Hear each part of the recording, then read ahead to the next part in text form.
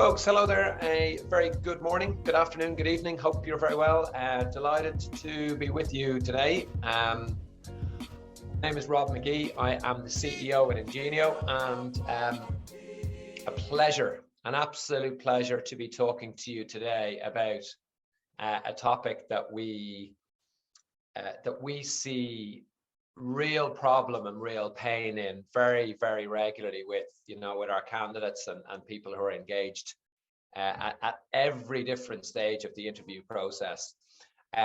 So we're going to dive into the detail, but delighted to have you along, whether you're tuned in this morning on Zoom, whether you're watching on LinkedIn Live, or indeed whether you're going to be watching back afterwards. Delighted to have you along. As I said, I'm the CEO at Ingenio Learning, and we are here to help people like you get hired very specifically by tech, software, and SaaS organizations. That's what we are specialists and experts in. Let's dive into the topic. So over the course of this month, over the course of June, we've been talking about really difficult topics to kind of research and prepare for from an interview perspective. And I guess that the kind of theme and the topic is what people don't tell you. This morning, we're going to be talking about that really tricky, complex problem of answering behavioral questions in an interview. And as you've seen over the last 3 weeks, we've done some really interesting topics. And we've got a real treat for you for next week, and I'll talk a little bit about what that is at the end. So let's dive into it. Behavioral questions, behavioral interview questions. So firstly, what are they all about, right? You know that, and we talk about this loads in our course, in our Ingenio Learning course, right? There are 4 distinct sections to an interview. 4 absolutely crucial, key, distinct sections in an interview. Okay, so there is the client's story, there is the you story, there's Q&A, and then there's the close, wrap up, and actions. And in the questions section of an interview, typically you've got the interviewer asking you questions, and obviously you also have you asking the interviewer questions.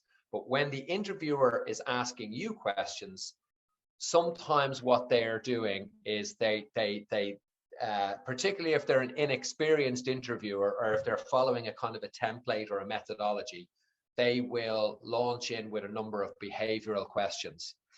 And why are they doing that? Well, look, the first reason that they're and I really want you to think about this. Why are these questions being asked of you, as opposed to just preparing for them blindly?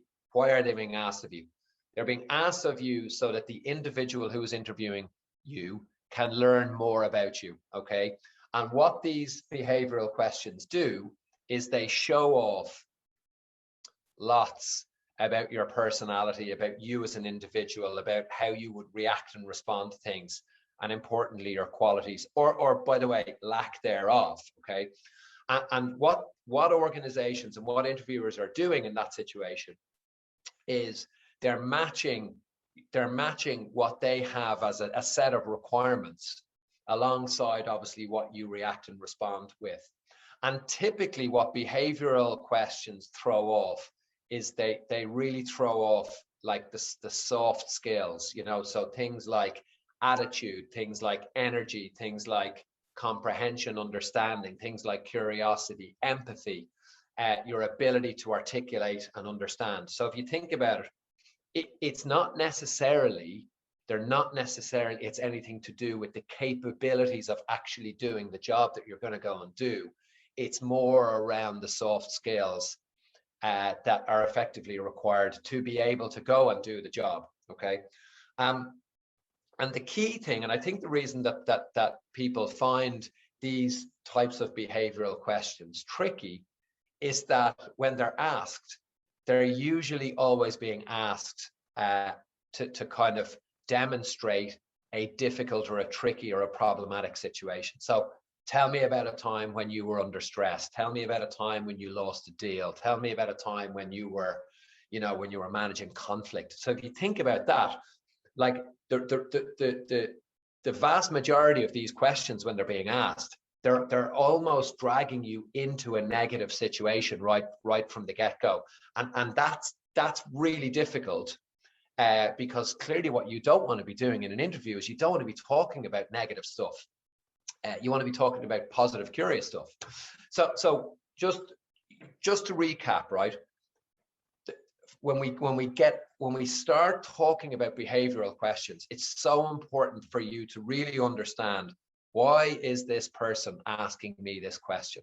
Okay, and if you hold that thought firm in your mind starting off, then you're into a really good situation to be able to go and kind of prep from there. Okay. So the next thing is knowing that these questions are coming down the line. Okay. If you're in an interview that might be, like, say, a second or a third or a fourth stage interview, where it's not really an informal conversation, it's not a chit chat, it's not a get to know you, like this is a proper structured interview, where this is coming down the line, what you want to go and do is you've got to go and line out your prep. Okay, so the first thing is you, to be able to answer a behavioral question, you have to be able to tell a story.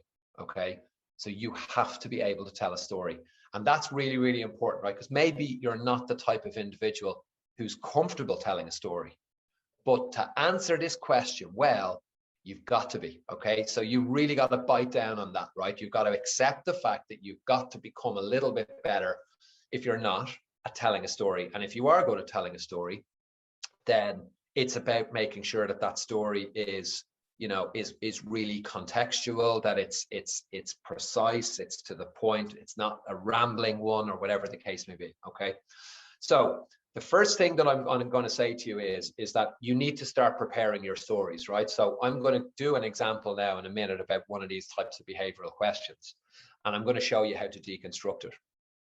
But if you think about it, like, there are a finite number of behavioral questions that typically come up, and I gave an example of a few of them earlier on, right?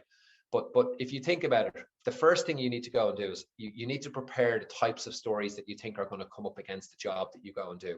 So if you're a business analyst, what are the types of things that business analysts have experienced problems and difficulties with, right? So it might be around definition of a scope of a project. It might be around maybe engaging with a client who's maybe not reluctant to give off as much information as possible, or perhaps it's trying to find or analyze information or data that is hard to find or analyze. Okay, if you're in sales, what are the types of things that you're going to come up against? You're going to come up against things like difficult customers, lost deals, forecasting, pipeline management, conflict with maybe with peers, colleagues, or customers.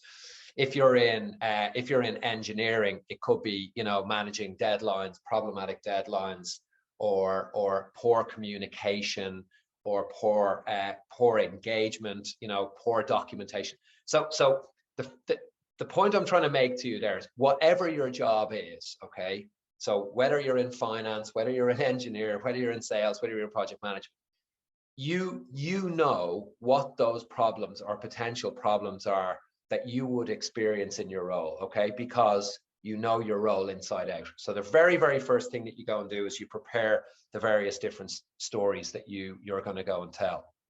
I'm going to talk to you about a structure for answering the question now in a second. The next thing you need to go and do is you need to record yourself and watch and listen to yourself telling that story. And that story needs to be really believable, okay?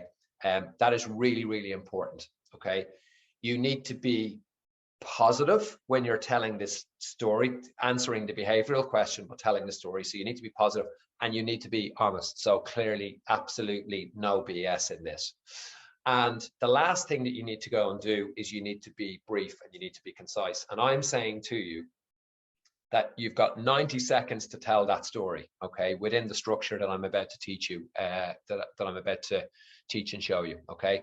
So these are the things that you need to go and do to prep for behaviorals. So in order to prep for behaviorals, there's loads of different ways of doing this, right? But a really well-known and a really well-adopted and a really easy way to structure and build your own methodology for this is to use the STAR method. If you've never come across STAR before, situation, task, action, result. Okay, so situation, task, action, result. And what STAR basically helps you to do is it helps you to kind of deconstruct your story out and down. And as I said, I'm going to give you an example of that. Okay, so this is a bit of role play. I hope I hope I do this justice. So I'm going to assume for a second that I'm interviewing for a project management role. Okay, and the question that comes at me from the interviewer is a really typical traditional behavioral question. Rob, tell me about a time when you recently handled a challenging work situation. So the first thing I'm thinking to myself is, okay, well, look, clearly I'm a project manager. The role I'm interviewing for is a project management role. So what I want to go and do is I want to talk about an experience in the relatively recent period that I had where there was a challenging work situation. So to help me answer this, I'm basically going to use the STAR methodology. So the first thing I'm going to say is, look, I was recently dropped into a project, which was the deployment of some CRM technology. And that project was for a large customer. They were in financial services, very high profile customer. This was a big ticket deal. It was worth $1 million or €1 million. But the issue with the project was it was gone way, way, way off scope. And what I mean by that specifically is the project was forecasted to be at least 3 months delayed. And there was loads of different reasons for that. Okay, so there's the situation. My task is basically is understanding the situation. And so I'm back into role play now, and I'm saying, so what I did is over the first 24 hours when I was dropped into the project, I adopted a listening only approach. I spent the first full day or the first 24 hours having conversations with every single stakeholder in that project. I was having the conversations with all of the client and contacts, all of the project contacts, all of the engineering contacts, all of the design contacts, all of the sales contacts, all of the partner contacts. And my task was basically to go away and interview every single individual who was involved, whether they were involved in a major way or a minor way with that project. Okay. And the reason I wanted to do that is I wanted to have a 360-degree view of exactly what was going on in that project, what was going wrong with the project, and why. Okay. And when I reflected after that 24-hour period, I took action. So we've now moved from the task into the action. And what I did was I made a decision. I made a really important, speedy decision to change the resource, to change some of the resources on the project. And the reason for that was some of them were not just simply not fit for purpose. They weren't suitably accredited or trained to be able to deliver to what the client was looking for and what the project needed. And the second thing that I did was I've adopted a new communication strategy. And what I'm doing now with the customer is we're sending daily updates, daily project updates that are going out to the customer before 8:30 every morning, so that the customer starts every single day knowing exactly what has happened in the project over the last 24 hours and what is coming over the next 24 hours. And the result of my action means that the project, look, it's still going to be delayed. We're not able to fix that. So there's still a problem and the customer's still a little frustrated with us. But rather than it being 3 months delayed, it's now only a month. So, you know, from a project profitability perspective, we're starting to get back to some of the metrics that we signed off on originally. And look, while the client is still frustrated, they're definitely less frustrated than they were. So have I answered your question, Mr. Interviewer? And with that, folks, right, with that, what you're basically doing is you're using those situation, task, action, result. You're using that structure to be able to tell a story. So I'm not a project manager, and I definitely am not responsible or involved for deploying CRM technology. But I think I could probably answer that question pretty well. And so you can see, by being an expert in your domain, by being an expert in your role, in your function, in your speciality, or whatever the case may be, you can see there very quickly that it becomes so much easier to answer those behavioral questions in a really slick, concise fashion. So there we go. The pressure's off a little bit. So look, I hope that gives you some context. And by the way, I hope that gives you some confidence, and really importantly, some reassurance around how you can go and do this for yourself very, very easily. I see a load of questions coming in on Q&A chat. Keep them coming.